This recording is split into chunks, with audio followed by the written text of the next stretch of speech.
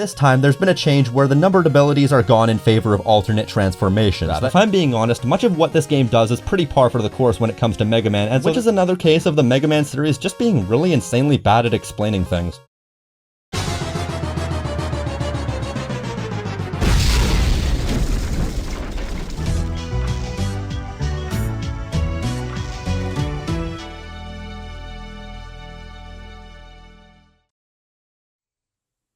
Unos, dos, tres, cuatro, cinco, cinco, seis. I don't really have a pun for this one because there's no way to do so without it sounding sexy, and I like Mega Man 6 but not that much. Mega Man 6 was the final game in the series to be released on the NES, and it was as late as 1993. That's right, the main series has 12 entries and spans 6 console generations at time of writing, and half the series takes place on one console, and it came out only a month before the next evolution of the series, Mega Man X in Japan. And as a matter of fact, this game barely even happened outside of Japan. It was an NES game that came out in late 1993, a few years into the SNES's lifespan, so Capcom as a result didn't even bother to publish it themselves outside of Japan, so it was picked up by Nintendo of America. As a result, they released it alongside the NES top loader in the twilight of the NES's lifespan, and the hilarious thing was, Keiji Inafune basically admitted that he half-assed this game because he felt that the fans had come to expect certain things, but in spite of that, there were still a fair few amount of new additions that they added to make this portion of the series go out with a bang, so whether or not Keiji Inafune did half-ass it isn't really apparent. This is one of the rarest, most expensive, but most of all best Mega Man games in my opinion, as well as critically if not commercially, at least in terms of the classic series. A worthy swan song to the NES era, and if Mega Man 5 was the fall, then this was the redemption. But why is that? Why is Mega Man 6 such a great game? Why is it the perfect send-off for the NES era? Why did I glass that guy at the Irish pub last night? Well, let's take a deep dive into this 6 and give it the good old-fashioned anal cyst that it deserves. In what is quickly becoming another series tradition, this game starts out with a prologue explaining what the framing device is going to be for this set of 8 robot bosses. This time around, there's this organization called the Global Robot Alliance that was formed in light of the repeated Wily attacks. It's basically a government-sponsored super soldier team meant to keep order, like the Justice Lords by way of Terminator. This mysterious guy who goes by Mr. X then holds the first annual robot tournament to determine the world's strongest, and I quote, peacekeeping robot. Yeah. Peacekeeping. Peacekeeping. Peacekeeping in the same way that a broken bottle is meant to keep the peace between me and that Irish twit who kept macking on my bed. I see no way this could go wrong. But then Mr. X, surprise fucking surprise, reprograms the 8 strongest robots before the tournament can even start so he can use them for world domination, and that's your lot. Mega Man sets off to take out Mr. X and his minions. Wait a minute. Mr. X? Mr. X? Ha! I wonder if that was intentional. Anyway, if you didn't immediately know exactly who Mr. X is, then I think you technically qualify for disability. This is yet another example of the no-shit plot twist, where they present something as a plot twist, but the only response is, well, no shit. Because it's so obvious, but this is the no-shittest of no-shit plot twists. Of course this guy's Dr. Wily. Just look at him. And it'll be revealed as soon as you beat the first set of castle stages, and then you move on to another set of castle stages and finally face him there. The progression of these games has become beyond predictable. Stop acting like you've moved on from Dr. Wily, we're not buying it. That said, I once again applaud the presentation. This is a really well put together sequence of events that sets the stage for what's to come in a standard but nonetheless solid way. While we're nearing the mid-90s, we're still dealing with 8-bit hardware, so seeing any level of storytelling is worth applauding, but my tolerance has worn very thin for this as well. The dismissive repetition has to end here. I'm giving these games a lot of leeway because of the hardware limitations, as there's only so much you can do on this hardware. In a vacuum, this is acceptable, but the repetition needs to stop. With that said, the presentation still continues to be top-notch because the pixel art stills they use to display the story are second to none. For such a low resolution and color gamut, the color usage is vibrant and the art direction is stellar. You can really see the emotions portrayed by the characters. As for the rest of the game, it should be no surprise that this is probably the best looking game in the NES series. This and arguably Mega Man 5 both look like they bridged the gap between the NES and the Super NES. There is so much detail and life to these levels with enough of a cohesive art design that it looks coherent and intuitive. For instance, you can immediately tell what is and isn't a background element, while still allowing space for all of this detail. One thing I really noticed this time around is that a way to differentiate the ground while also keeping the detail high is they have a mostly flat metallic floor with the underside being some heavily designed texture like a sandpit or stone or red things. And if not, they still have good design like the giant metal cylinders. Then you have the background details like the foliage. God damn, the foliage looks so good. Textured metallic walls, underwater elements you might see in certain facilities. It seriously looks on the border of an NES game and a Super NES game, and other than the basic NES character sprites, this could very well pass for a SNES game. like an early SNES game, but still. And even the basic character sprites still have really smooth flowing animation and a unique style to all of them, like the introductory scene for each robot master, and goddamn do these look better than ever. One little touch I noticed is all the added detail to animations, like when Met bursts out of the ground, his hat will fly up briefly, and that's really cool. Or how about the general character design? Mega Man being the perennial example of simple but iconic character designs, albeit with a slightly downgraded weapon get screen, or the enemies like fire robot ovens, or robotic seals, the native spear twirlers. All of these elements look great. Pretty much front to back, this entire game looks top notch, and that cannot be overstated no matter how hard I try, although I will try, because if there's one thing I'm really good at, it's redundancy. And in keeping with that theme of redundancy, I'm about to explain what this game is, but at this point I want to keep it simple for everyone, if only because I'm so sick of saying the same things over and over. Imagine that. Mega Man 6 is another in the series of classic Mega Man games, and at a functional level plays just like the past 5, with some new additions and gimmicks to switch things up, enough to actually make it seem like a sequel as opposed to an upgrade. So you use smooth jumping controls and satisfying shooting mechanics to flow through a series of challenges, various level-based gimmicks, and enemies. You have several abilities that allow you to do this, from a slide to a chargeable Mega Buster, and after every level you face a boss, and when you beat them you get an approximation of their power to use yourself in a limited capacity. You're given a good amount of health, fair balanced controls that make the gameplay feel relatively fair in spite of the meaty difficulty, and a partridge in a pear tree. So in terms of what the NES was pumping out throughout the years, this is basically as good as it was ever going to get at a core level. So now after 6 games, they've developed it pretty much into a science, so even just leading into the 6th game, you had a lot of improvements that made the series for the hardware as smooth and basically as good as it would allow. So otherwise, you all know what a Mega Man game is, and if you don't, I wonder how you got this far. But hey, there's always room on the short bus. Was that insensitive? Yes. As with every Mega Man game up to this point, however, there's always something they do different. This time, the big shakeup in the basic design is that where before you had several abilities that were attached to your robot companion Rush, this time there's been a change where the numbered abilities are gone in favor of alternate transformations that take slightly longer than necessary to show. Seriously, why did they have to make these transformations take several seconds? You have 2 transformations specifically. You have a flight mode and a power mode. Now, from what I can tell, while certain abilities are limited or taken away depending on your mode, as far as I'm aware, the energy for these transformations don't deplete. I was under the immediate impression, based on every non-Mega Buster ability, that you'd only have a limited amount of ammo or time to use these transformations, but that doesn't appear to be the case. From what I can tell, you have unlimited energy for these alternate armor modes, which makes you slightly too overpowered, but that said, these are actually used to great effect.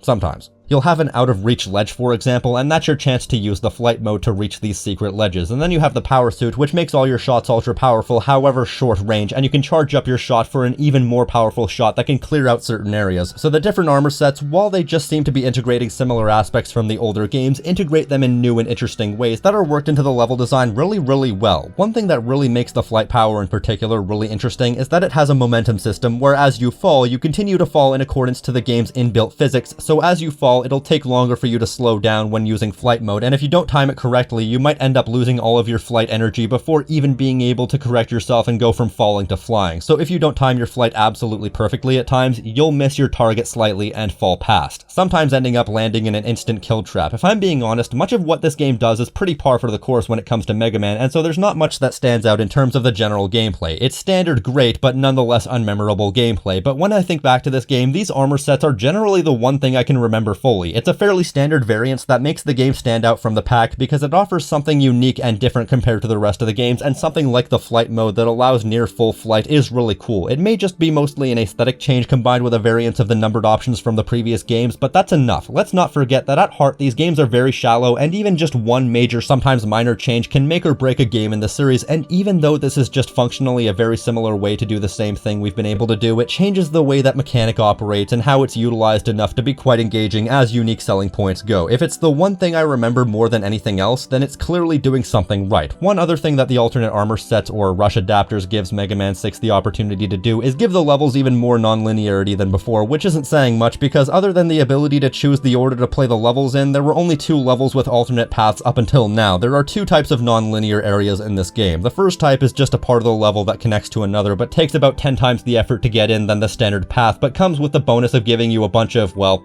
bonuses, as well as an easier, shorter path to the end. There was one that I was absolutely determined to get into and spent a good 15 minutes on it because the timing is so precise. to the frame practically. You have to jump on these rotating platforms that go from one side to the other when you jump on them, but you also have to deal with these spikes, so you have to jump perfectly because you can't jump high, which means that you have to be in the air for as little time as possible, so you have no time to properly land on the platform. So if you're off by a hair, you'll fall or die in the spikes. Then you also have to break the block and land on the ledges all in one motion. I didn't have to do this, but I was determined and finally did it after like 100 tries. It wasn't really worth it though. But these new abilities open up the possibility of doing things like this, so I'm happy with how it worked out. The other type of non-linear path would be the areas where you get thrust into obstacle courses and whatnot to get to secret bosses. Now the secret bosses are exact copies of that level's boss, and so if you're going through the secret pathways, it's better to go through them the first time than come back, meaning you'd have to fight the same boss 3 times in one game.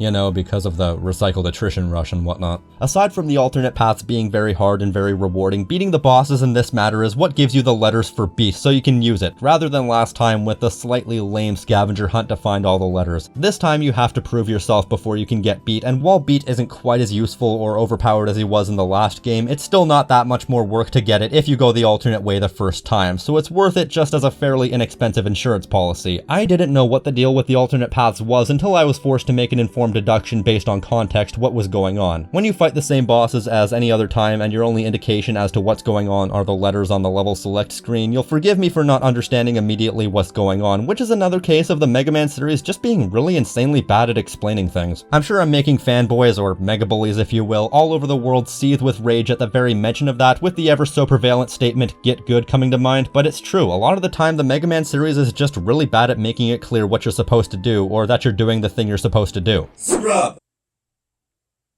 But not inaccurate. Finally, another new addition that's simultaneously useful and useless is the energy balancer. It's a fairly straightforward addition that makes it so energy pickups automatically recharge the energy of whatever's the weapon with the least amount of energy that you have at the moment. It's useful if you're using the alternate weapons a lot and need an extra boost to the one you're using, assuming you're switching to the other weapons often, but for someone like me, I'm still mostly relying on the fully charged Mega Buster to get me through most of the game other than bosses where I break out their weaknesses. The Mega Buster is the only thing in the game that I can feel confidently works on most if not all the enemies. This is a game where even for the most basic enemies, the alternate weapons take some trial and error before you know which ones to use in specific circumstances. Some enemies are immune to certain weapons even going beyond the bosses, so is it really worth it to switch between a bunch of options to see which ones work on certain enemies, or is it better to just go with old reliable even though it takes a bit of time to charge up? Well, you know, there's no right answer, but personally I'll go with what works, thank you very much. That's not to say the alternate weapons are useless, quite the opposite in fact. It's just easier to stick with what works. Usually the enemies in a stage are weak to the same thing as the level bosses, but you're supposed to be saving that for the boss. Of all the weapons, I think the one that I found the most useful would be the blizzard attack, because it spreads like a motherfucker, so it covers a wide area. Then you have the fire blast, which is basically the exact same thing as your regular shot with twice the damage, and if it misses, there'll be a leftover pillar of flame that will remain after the fact. Or how about the plant barrier? It's the same thing as the skull barrier or the star crash, and does functionally the same thing with a different graphics, so that's useful. Knight's Crush is another really powerful single shot, so it's just like the previous attacks, but with more power. Or how about the Yamato Spear?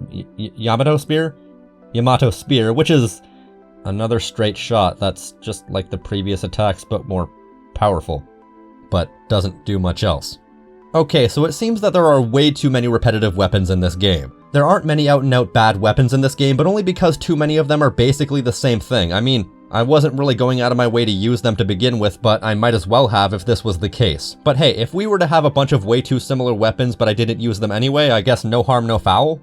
Unless you're playing men's soccer. There's only so many ways you can design a weapon meant to shoot a thing, because even something like the Silver Tomahawk is basically just the gyro attack from Mega Man 5, so that's a load of ass, but all that matters is that the overall experience of playing the game is fun, and it very much is with or without these weapons. If I were to comment on the bosses, and I am, then I'd say they're as mixed as ever. Once again, these Robot Masters were picked from a pool of thousands upon thousands of submissions, totaling this time to more than 200,000 submissions, as this was the first worldwide contest as opposed to the usual Japan exclusivity, and they ended up this time with Plant Man, Wind Man, Blizzard Man, Tomahawk Man. And me being a native, you may think that I'd take issue with this, but no, because I'm almost certain that this had absolutely no malice behind it. Like, I place context over content. Not everything's just totally black and white, right? Besides, I think media representation is the smallest of small potatoes in light of the widespread suffering and abhorrent poverty that native reserves are subjected to even to this day that the government's not doing jack shit about. Most Canadian reserves don't even get clean water. Like, You'd think that that would be a national emergency, or at least a bigger deal than what words people are using or what is being shown on TV. But I guess when you're sitting behind your computer complaining about non-issues, you can feel like you've done something without actually having to do jack shit, without actually having to get up out of your fucking chair and stop eating Cheetos for 5 minutes. On that note, I'd be remiss not to mention at this point that between Pharaoh Man and now Tomahawk Man, we are just one step closer to something really racist. Like Then after that you have Yamato Man, Yamato Man, I seriously don't know how that's pronounced. Centaur Man, Night Man, and Flame Man. Hold up. Flame Man? Isn't that the exact same thing as Fire Man from Mega Man 1? And on that note, we had Heat Man in Mega Man 2. And if you count Napalm Man as a fire type, we've had 4 fire-based robots in 6 games. And as a matter of fact, on further inspection, we've had 2 electric types, 2 ice types, 2 air types, and somewhere between 4 and 6 based around sharp objects, depending on if you count Yamato Man and Tomahawk Man under the same blanket. We're only halfway through this series, and we've already seen a major repetition problem with the bosses. Like, think up some new ideas, for Christ's sake. Skull Man, Night Man, Snake Man, these were all unique and interesting boss ideas. I know these were all thought up by the fans, but surely there were better ones to pick.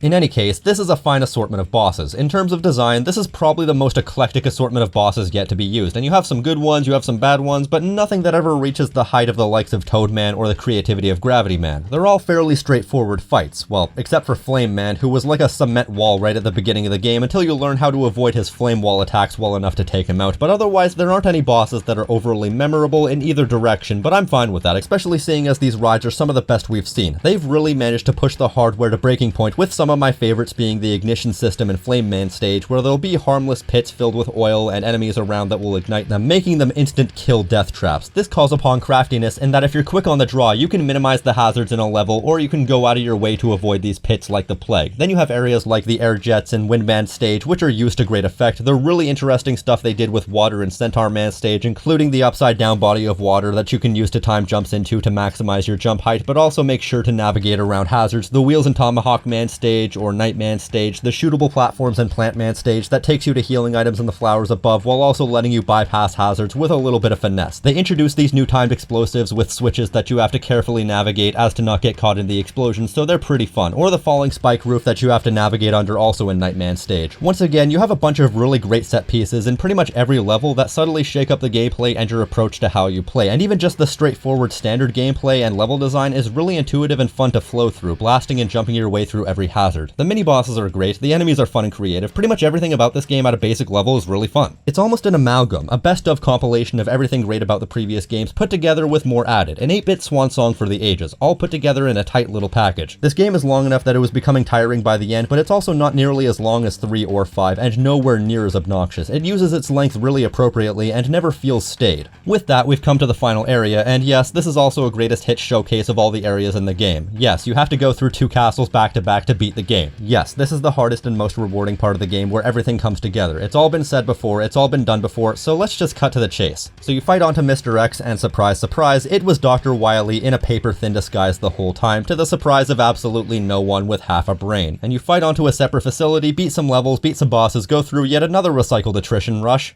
and finally meet Dr. Wily face to face in yet another 3-stage fight. Just like every other game thus far. Hooray, repetition! This time, part 1 and 2 are in a scrolling level where you shoot Dr. Wily's vehicles while he shoots at you and jumps back and forth to try and crush you. Then part 3 is just Dr. Wily in another Wily capsule and what's quickly becoming a tradition for final bosses in Mega Man. Shoot him with the silver tomahawk a few times as that's the only one that flies upwards and Wily's done. Then Mega Man finally does something that should have been done from day one and arrests Dr. Wily in what is probably the most conclusive ending in Mega Man history, while simultaneously being the most sudden ending I've ever seen. No post-credit scene, no roll, no Dr. Light, just Wily being arrested. The end. But despite this, they could have called it a day after this and it would have felt complete, then moved permanently on to Mega Man X.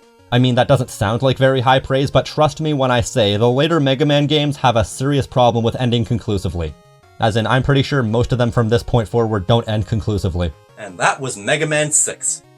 29. The more I've considered it, the more I wonder what I liked so much about this game. I guess for all of its weak elements and at times downgraded design, it's a game that's much better than the sum of its parts. There's nothing that made me outright angry, like the length of 5, the terrible balance of 2, or any number of issues the later games suffer from. It's just a simple, solid, straightforward game that takes the already established framework and mixes it up just enough that it comes out as a really solid piece of work. Pretty much every other game up to this point had something that made it stand out in some way in terms of quality, but 6 is the first one that has nothing super amazing about it, but it also has nothing that was super bad. Mega Man 5 was a slog, but Mega Man 6 is Mega Man 5's redemptive arc. So in theory, Mega Man 6 could have ranked among any of the other games depending on your tastes, but simply for the fact that I had a lot of fun with Mega Man 6, unfiltered and untainted by anything noteworthy, I give Mega Man 6 a very narrow rank of A.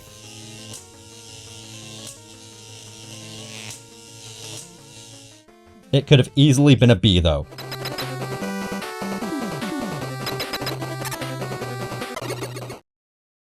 And now with the 8-bit era finally over and the 16-bit era finally underway, I guess there's only one thing to say. And all the fanboys say I'm pretty slick for a critic. This video was brought to you in part by my lovely patrons. I thank you for your continued support. If you want to become a patron for TGX, the link is in the description.